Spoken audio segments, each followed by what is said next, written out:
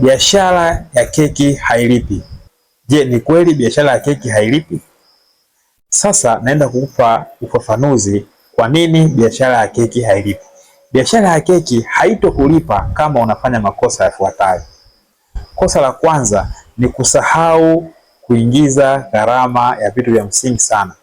Bakers wengi hasa hawa beginners huwa wanasahau kuingiza gharama za msingi kama vile umeme au gesi ambao hutumika kwenye kuoka keki zao.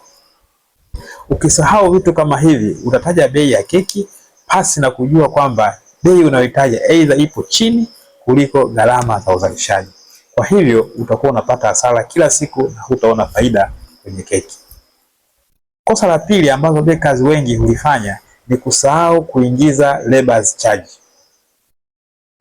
Kumbuka, muda unaotumia kuandaa keki ya mteja ni muda ambao unapaswa utengenezee malipo sahihi. Kwa maana ya kwamba muda unaotumia kutengeneza keki unatakiwa ujilipe.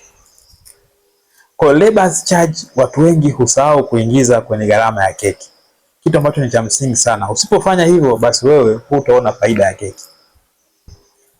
Kosa la tatu ni kupanga bei kwa kumfurahisha mteja. Siku zote ukitaka kupata manufaa katika utengenezaji wa keki, hakikisha haupangi bei kwa kumfurahisha mteja. Kitu cha msingi ni kujua bei ya keki utaipata kwa kujua gharama halisi ya uzalishaji na faida ambayo wewe umekusudia kuipata kwenye hiyo keki. Ukifanya vitu kama hivi, hakika biashara ya keki hutaona hasara. Kama hujui namna ya kutafuta faida ya keki au kupanga bei ya keki, angalia video ambazo tumeshatengeneza. Video kama hiyo inatoa elimu namna sahihi ya kupanga bei.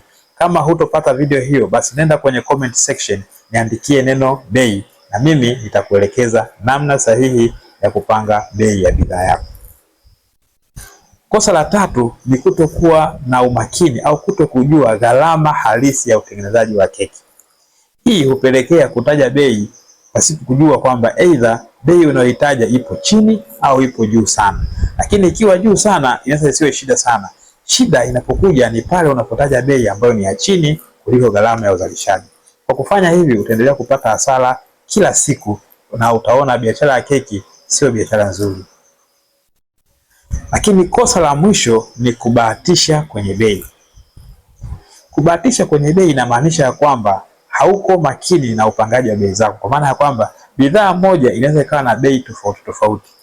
Mteja leo kaja, utamuuzia keki ya inchi 4 au inchi 5 shilingi 20,000. Kesho mteja huyo huyo au mwingine anakuja, keki hiyo hiyo ya inchi 5 utamuuzia mteja kwa shilingi 30,000. Hapo unakuwa wewe unabahatisha kwenye bei. Kwa hiyo bei unatakiwa ni constant. Kama keki yako ni 20,000 ya inchi 5, kwa maana ya kwamba hiyo bei unakuwa umeipanga baada ya kujua gharama halisi ya uzalishaji na faida ambayo unakusudia kuipata. Kwa hiyo hutaweza kubadilika. Kitu ambacho huwa kinabadilisha bei ya keki ni pale mteja anapokuja na mahitaji yake, kwa maana kila unachokiongeza huwa kinaongeza gharama ya keki. Lakini ukiacha vitu vingine, keki inakuwa na gharama yake ambayo ni unajua baada ya kujua gharama ya uzalishaji na faida ambayo unakusudia kuipata. Haya ndio makosa ambayo hupelekea watu wengi kutokuona faida katika upishi wa keki, wakati mapishi ya keki yana faida. Usisahau kulike, kushare kwa watu wengine ili nao waweze kujifunza tips kama hizi. Karibu Kadesha Bakery. See you next lesson.